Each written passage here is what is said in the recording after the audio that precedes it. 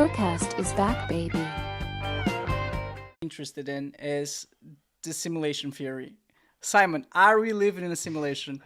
I just love that you asked about this straight away, man. It's just like one of those things, one of those topics in philosophy that people get so wound up about because it's just like, I don't know, it's one of those situations in which people really seem to care, even though it's such a theoretical thing.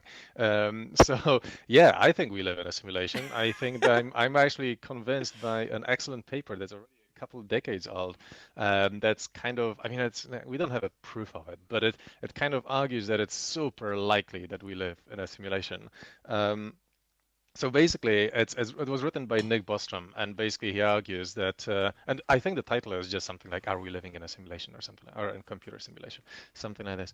But anyway, so what Nick argues is that basically, if there's any civilization that is advanced enough that it can run simulations of either itself or other civilizations or whatever else, right? Um, then it would only make sense if it runs many such simulations, right? I mean, there is no point running a single simulation. Typically, when you want to find something out, you run like multiple simulations in which you tweak the parameters a little bit so that you can test different potential cases, right? Or you run multiple simulations because there's some kind of chaos in the system, for example, and you want to see how things turn out or how different decisions will impact the final outcome. So, if any such civilization would be running simulations, it would be running thousands, potentially millions of those simulations. And then basically it's just pure statistics, It's like if there's thousands of simulations run per every one actual true civilization, then we have at least 1,000 to 1 chance of living in a simulation.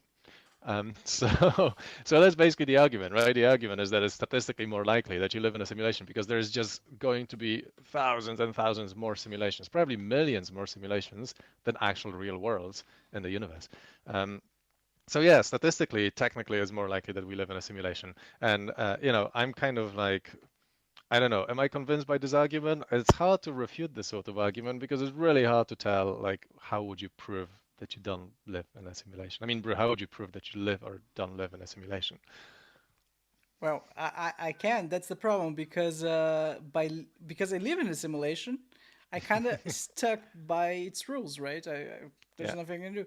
But Yeah, it's kind of like, do you know what it makes me think of? It makes me think of all those arguments, like various creationist arguments, or kind of like young Earth arguments, or something like this, in which people argue that, like, oh yes, the Earth was created 6,000 years ago, and then you ask the question of like, well, how come we have fossils, and we have all of those things in the ground that say that the Earth is so much older, and all the science is pointing that the Earth is so much older.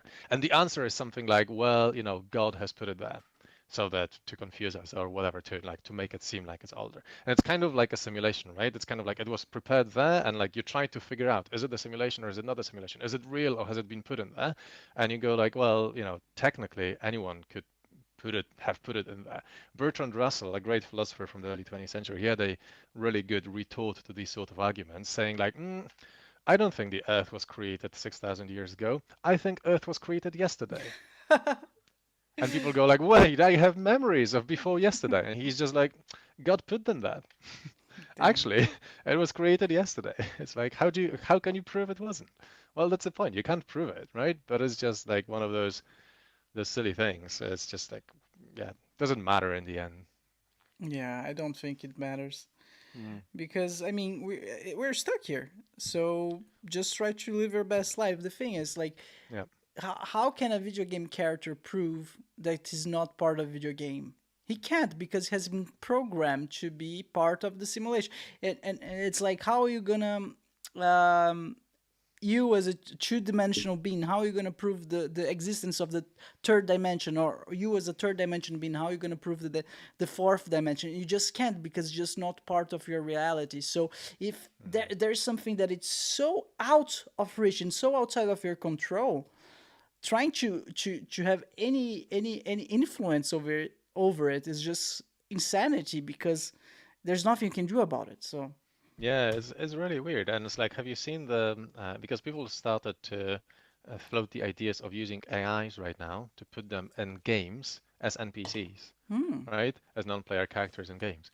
And then there's quite a few videos on YouTube of people coming up to these sort of NPCs and going like, hey, do you know you're a character in a game? No way, really? And those characters would have like full on, mental breakdowns in that. And you go like, crap, like how, like, is that going to be different for us? How, like, would that be if someone came to you and told you you're actually a character in a game? Like, how would you react, I knew it. I was just gonna scream. I know. I Yeah, well, what's your game, Prue? What's your game? already know. Have you watched Rick and Morty? Yeah, of course, yes. I think there's an episode where like Morty just takes out a helmet out of nowhere and he Hmm. comes back to real life. And during this whole time, he was playing a game, but it didn't felt like a game. It felt like a lifetime. He was literally like living a completely different life. Yeah, Do you know the episode I'm yeah, talking? yeah, I Yeah. remember. Yeah, yeah, yeah.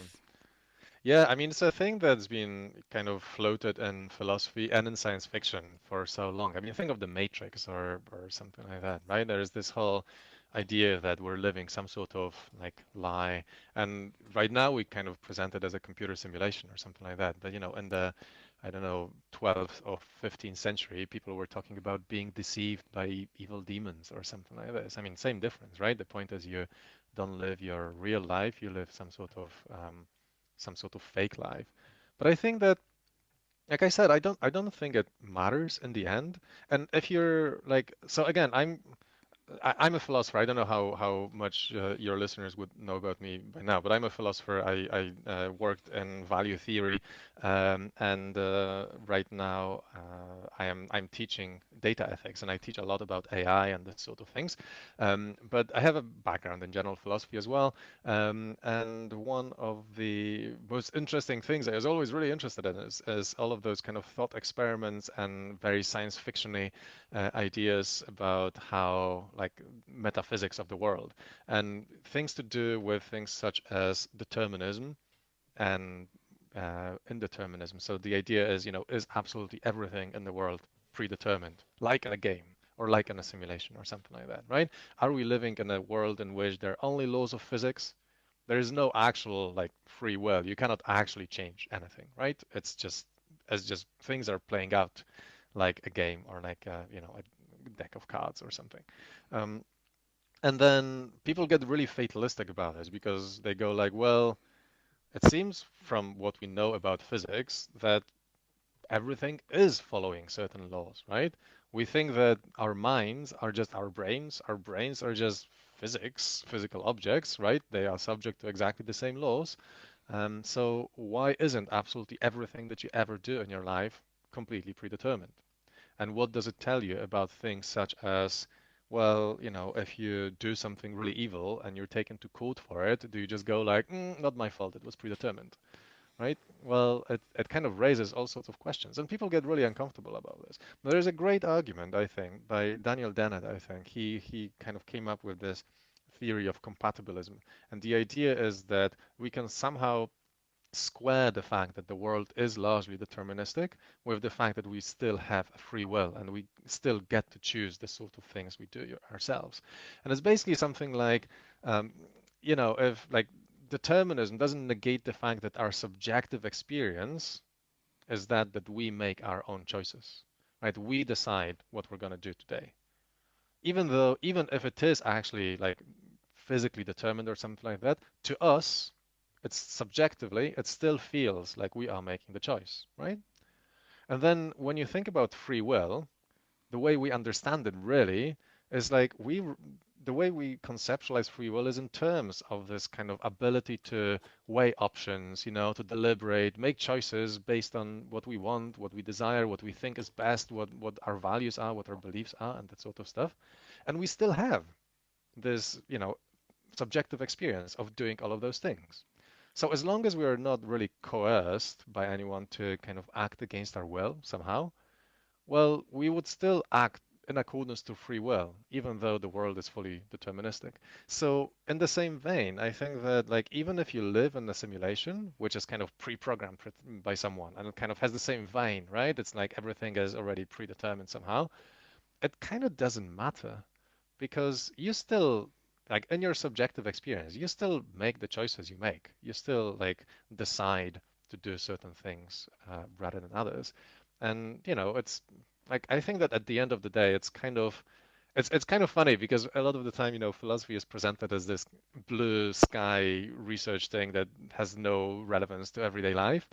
And I think that this is one of those most blue sky research thing that has very little relevance to everyday life, and yet people are really fascinated by it. So yeah, I think that's really fun. Yeah, I think it's also fun, and I think it's interesting that a lot of people are interested by it, Hmm. and I think that's because a lot of people also believe in horoscopes. They like Hmm. to believe the idea that their life is already laid out in front of them, and that's because it takes a lot of responsibility out of your shoulders, right? Why Yeah. should I try to improve, try to better myself, learn something new if everything's already determined? And I think that's why it's a lot of people are interested by it. So yeah, determinism versus indeterminism. So is there a consensus? No, No, absolutely not. there's no consensus, right? I Okay. mean, the thing is, you can kind of take it. You can take the fact that there is, and okay, when it comes to physics, the indeterminacy that we talk about in physics, or you might be familiar with the chaos theory and things like this, is not really about actual chaotic things, like actual randomness. No, it's largely about our inability to actually calculate those things, right? Those things are just so complex that it would take us an infinity of time to calculate it. Yeah. If you wanted to, I don't know, model exactly, I don't know, waves on a particular beach, for a day, like how many supercomputers would it take to predict exactly how each wave would go on this? It's insanely complex system, right?